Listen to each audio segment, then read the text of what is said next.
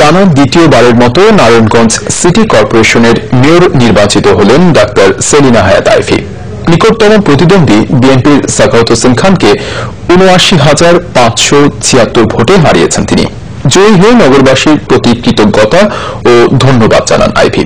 এই নির্বাচনে ৬২.৩৩% ভোটের মেয়র ও কাউন্সিলর নির্বাচনের জন্য ভোট দিয়েছেন। এদিকে ২৪ ডিসেম্বর রাত পর্যন্ত নারায়ণগঞ্জ সিটি এলাকায় সব ধরনের বিজয় মিছিল ও সভা সমাবেশ নিষিদ্ধ করেছেন রিটার্নিং অফিসার।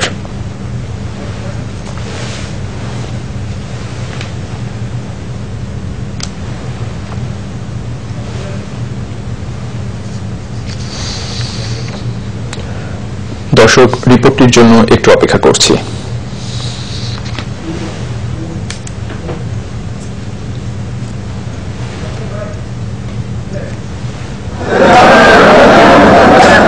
অপেক্ষার প্রহর শেষে বৃহস্পতিবার ২৭টি ওয়ার্ডের কাউন্সিলর ও নারায়ণগঞ্জ সিটি কর্পোরেশনের মেয়র নির্বাচনের জন্য ভোট দিয়েছেন ভোটাররা। ১৭৪টি কেন্দ্রে ভোট নেওয়ার পর সন্ধ্যায় শুরু হয় ফল ঘোষণা। শুরু থেকে এগিয়ে ছিলেন নৌকা প্রতীকের ডাক্তার সেলিনা হায়াত আইভী। ফলাফলে তাকেই বেসরকারিভাবে বিজয়ী ঘোষণা করেন রিটার্নিং কর্মকর্তা নুরুজ্জামান তালুকদার। ভোট প্রদান করেছেন ২,৯৬,০৩৬ জন। এই ভোট প্রদানের হার হচ্ছে ৬২.৩৩। সর্বোচ্চ ভোট পেয়েছেন বাংলাদেশ আওয়ামী লীগের প্রার্থী সেলিনা হায়াত আইভী। ওনার প্রতীক ছিল নৌকা। সর্বোচ্চ ভোট পাওয়ায় সেলিনা হায়াত আইভীকে নারায়ণগঞ্জ সিটি কর্পোরেশনের মেয়র পদে আমি বেসরকারিভাবে মেয়র নির্বাচিত ঘোষণা করছি।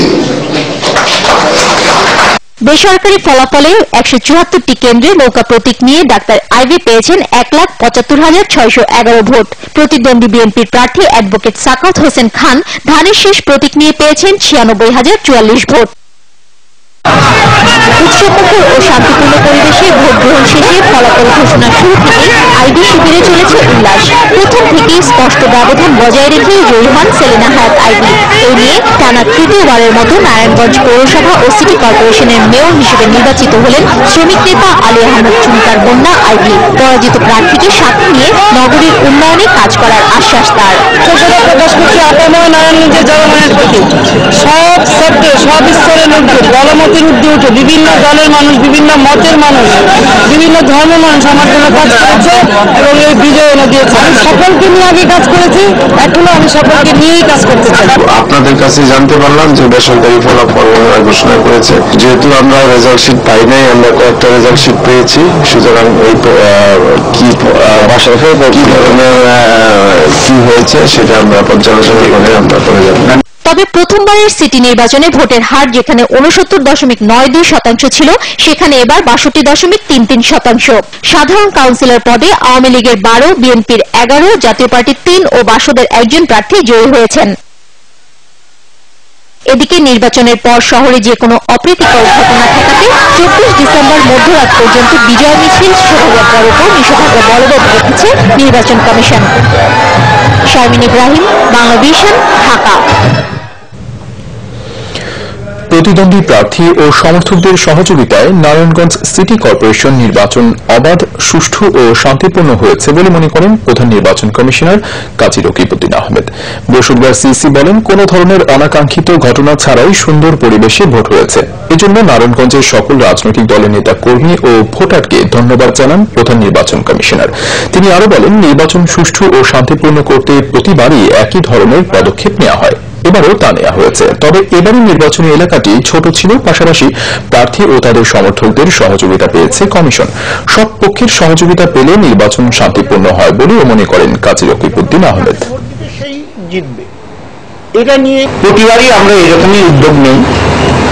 এবার জায়গাটা ছোট ছিল, ইজিলি অ্যাক্সেসেবল জায়গা। প্রচুর পরিমাণে আমরা শান্তি শৃঙ্খলা বাহিনীর মোতায়েন করেছিলাম এবং প্রার্থীরাও সহযোগিতা করেছেন। মূলত প্রার্থী এবং তাদের সমর্থকরা যদি সহযোগিতা করেন তাহলে নির্বাচন শান্তিপূর্ণ হয়। আমি আপনাদেরকে আগেও বলেছিলাম, বিদেশের নির্বাচনে এত পুলিশ পালিশ লাগে না। আমাদের দেশেও এখন কিন্তু দেখা যাচ্ছে, যদি রাজনৈতিক দল, প্রার্থীরা এবং তাদের সমর্থক সবাই যদি শান্তিপূর্ণ নির্বাচন চান এবং কেউ যদি শান্তি ভঙ্গ না করেন, তাহলে অশান্তি হওয়ার কোনো কারণ দেখি না।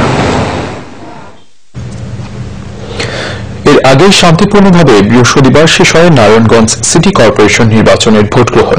নিজ নিজ কেন্দ্রে ভোট দিয়ে আওয়ামী লীগ ও বিএনপি প্রার্থী বলেন, নির্বাচন নিয়ে তেমন কোনো অভিযোগ নেই তাদের। ভোট সুষ্ঠু হলে ফলাফল মেনে নেওয়ার কথাও জানান তারা। বহুল আলোচিত নারায়ণগঞ্জ সিটি কর্পোরেশন নির্বাচনের দিকে নজর সারা দেশের। তাই ব্যাপক প্রস্তুতি ও সতর্কতার সাথে চলে ভোট গ্রহণ। সকাল 8টা থেকে চলা ভোটে শুরু থেকেই প্রতিটি কেন্দ্রে দেখা যায় ভোটারদের ব্যাপক উপস্থিতি। নিরাপত্তা প্রচুর সুন্দর আছে, অসুবিধা নেই, বাইরে কোনো ঝামেলা নাই। 5 বছর পরে আসছে ভোট দিতে খুব ভালো লাগছে। আমি প্রতিনিধি এমন মানুষকে করতে চাই যার জন্য উপকার হবে, তাদের আমি নির্বাচিত করব। শীতলক্ষার 2 পার মিলিয়ে বন্দর, সদর ও সিদ্ধিরগঞ্জ থানার মোট 174টি কেন্দ্রে উৎসবমুখর পরিবেশে শেষ হয় ভোট গ্রহণ। এই নির্বাচনে ভোট দিতে শারীরিক প্রতিবন্ধকতাকেও হার মানিয়েছেন অনেক ভোটার। প্রাথমিকভাবে ভোটের পরিবেশ নিয়েও সন্তুষ্ট নির্বাচন পর্যবেক্ষকরা।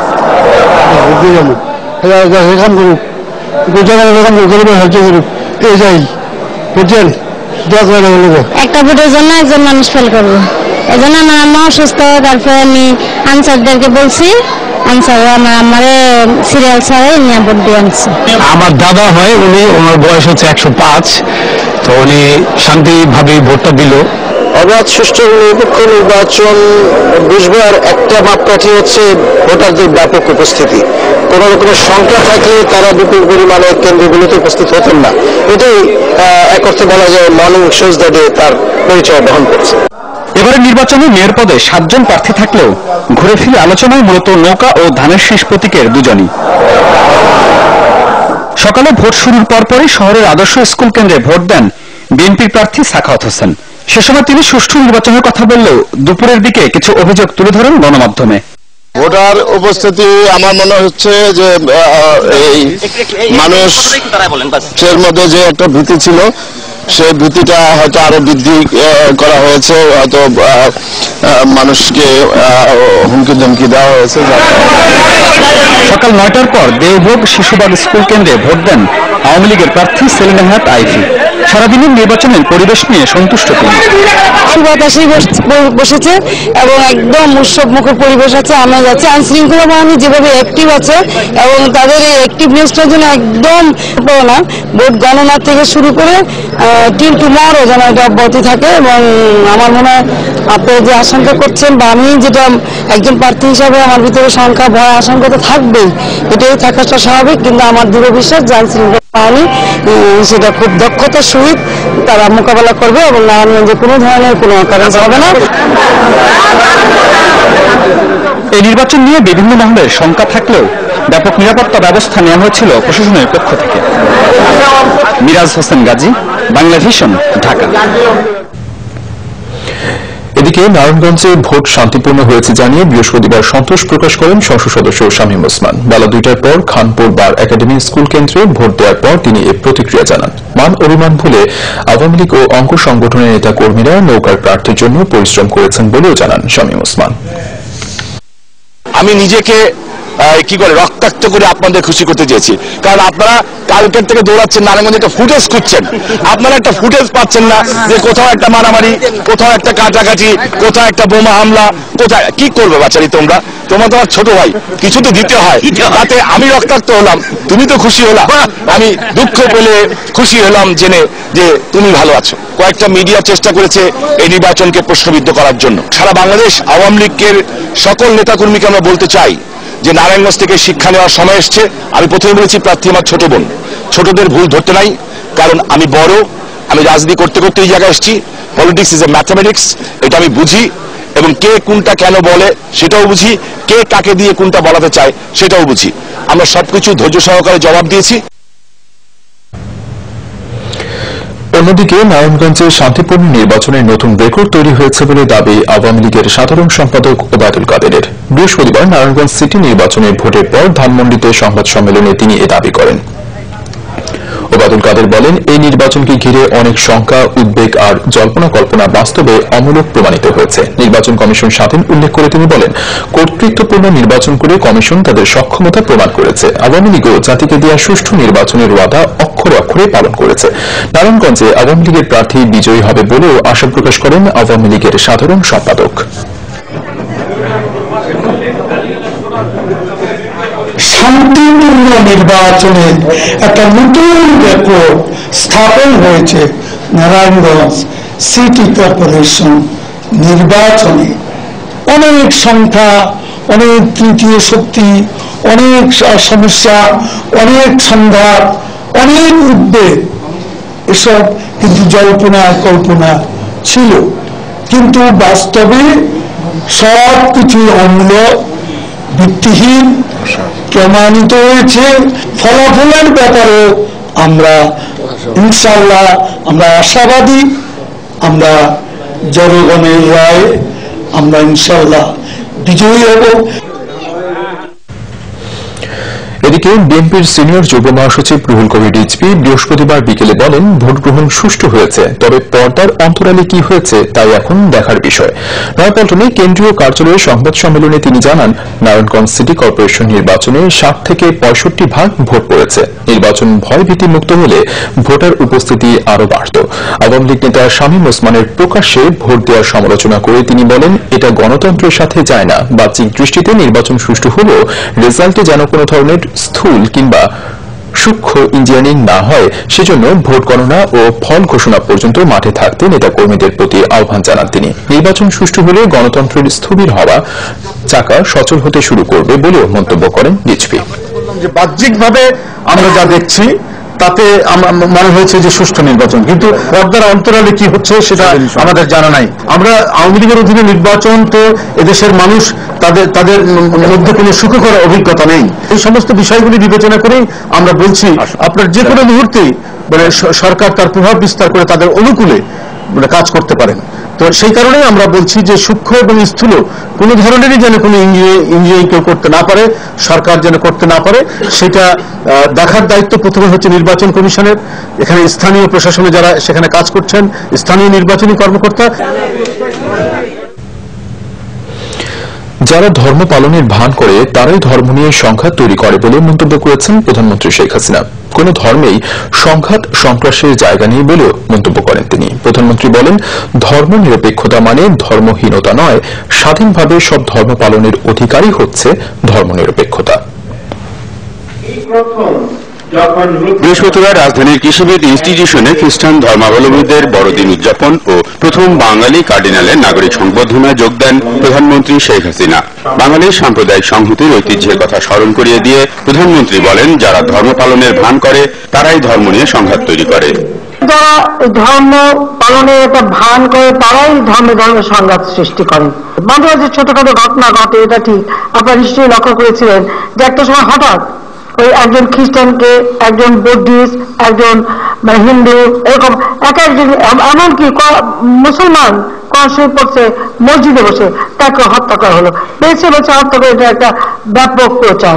অর্থাৎ বাংলাদেশের ভাবমূর্তিটাকে নষ্ট করবার জন্যই যেন এই ধরনের ঘটনা ঘটাতে শুরু করলো। সরকারের ধর্ম নিরপেক্ষতা নীতির ব্যাখ্যাও দেন প্রধানমন্ত্রী।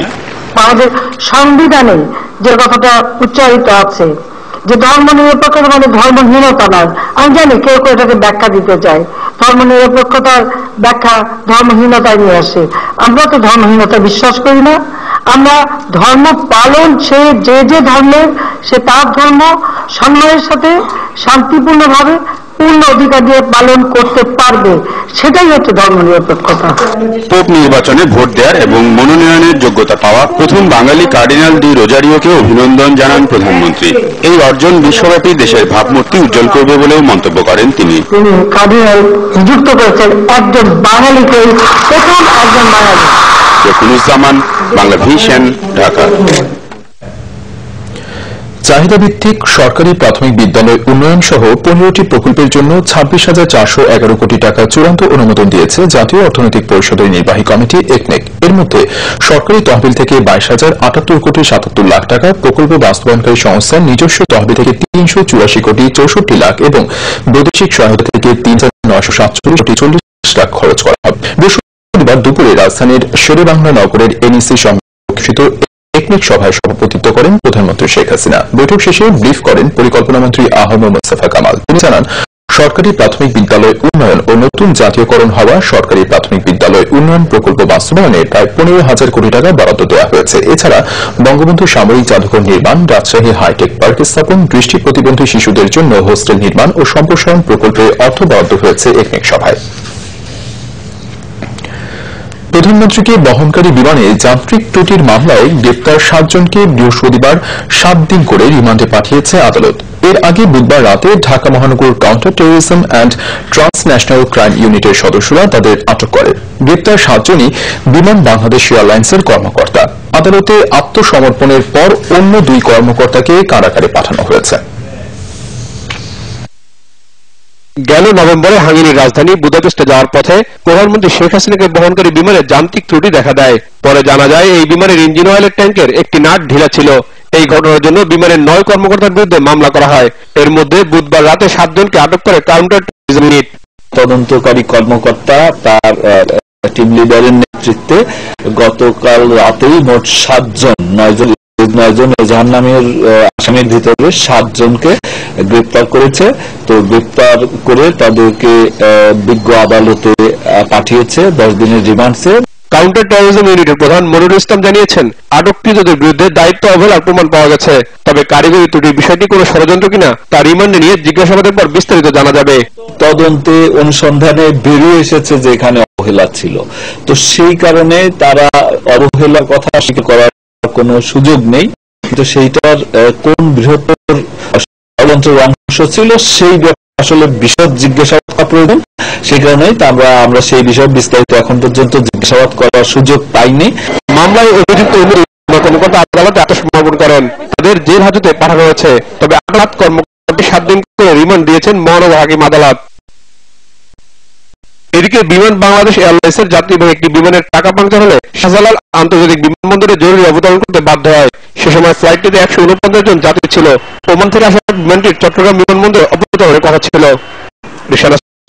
Bangla vision, Dhaka. Zia charitable trust মামলার পরবর্তী কার্য 5 জানুয়ারি করেছে আদালত। বুধবার সকালে রাজধানীর বক্সিবাজারের প্যারেড মাঠে স্থাপিত বিশেষ আদালত 3 এর বিচারক আবু আহমেদ জমাদার এই আদেশ দেন। আত্মপক্ষ সমর্থনে অসমাপ্ত বক্তব্য দেওয়ার তারিখ থাকায় সকাল 11:30টার দিকে বিশেষ আদালতে যান বিএনপি চেয়ারপারসন বেগম খালেদা জিয়া। প্রায় ঘণ্টাখানেক অবস্থান করে আদালত ত্যাগ করেন খালেদা জিয়া। বেগম জিয়ার আইনজীবীরা জানান, সাক্ষ্য গ্রহণ আইন অনুযায়ী না হওয়ার বিষয়ে উচ্চ আদালতে একটি রিট থাকায় 5 জানুয়ারি পরবর্তী তারিখ ঠিক করেছে আদালত। দুদকের আইনজীবী জানিয়েছেন, সেদিন অবশ্যই বেগম জিয়াকে আদালতে উপস্থিত থেকে আত্মপক্ষ সমর্থনে সাক্ষ্য দিতে হবে। এদিকে বেগম জিয়ার হাজিরা দেওয়াকে কেন্দ্র করে বিশেষ আদালত এলাকায় নিরাপত্তা জোরদার করেছিল আইন শৃঙ্খলা বাহিনী। রাষ্ট্রপতির সাথে দেখা করেছেন চট্টগ্রাম জেলা আইনজীবী সমিতির প্রতিনিধি দল। বৃহস্পতিবার বিকেল 3:30টায় বঙ্গভবনে চট্টগ্রাম জেলা আইনজীবী সমিতির প্রতিনিধি দল মোহাম্মদ আব্দুল হামিদের সাথে সৌজন্য সাক্ষাৎ করেন। এ সময় জেলা আইনজীবী সমিতির 9 সদস্য দলের সাথে বিভিন্ন করেন রাষ্ট্রপতি মোহাম্মদ আব্দুল হামিদ।